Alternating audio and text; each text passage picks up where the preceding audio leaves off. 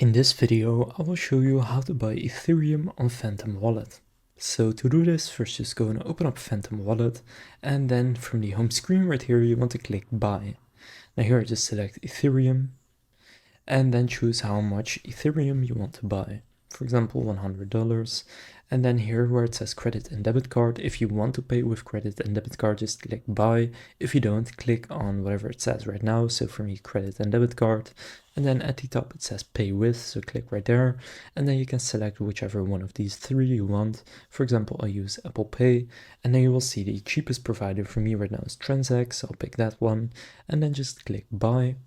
And then it will redirect you to, in this case, Transact, and then you can go and click buy now, and just gonna pay using Apple Pay since I picked Apple Pay, and once I pay for it, it will then show up in my Phantom Wallet.